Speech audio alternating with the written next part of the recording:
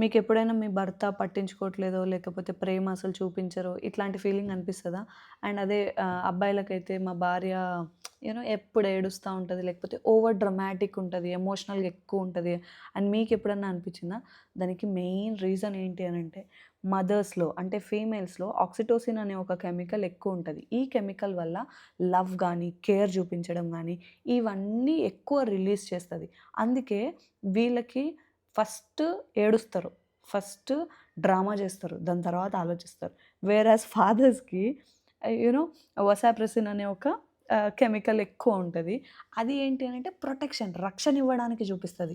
అంటే మోరోవర్ ప్రేమ వీటన్నిటికంటే ముందు రక్షించడం ఎట్లా? ఈ ఆలోచన ఎక్కువొస్తది. అందుకే ఏదైనా ఇన్సిడెంట్ జరిగినప్పుడు ఫర్ ఎగ్జాంపుల్ బాబు కింద పడితే మదర్ వచ్చి ఏం ఆలోచిస్తది?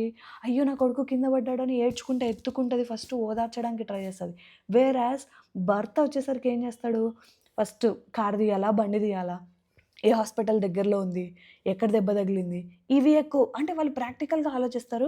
వేరేస్ ఫీమేల్ వచ్చేసరికి ఇద్దరిది తప్పు లేదు. ఇద్దరు bodies tend to respond separately.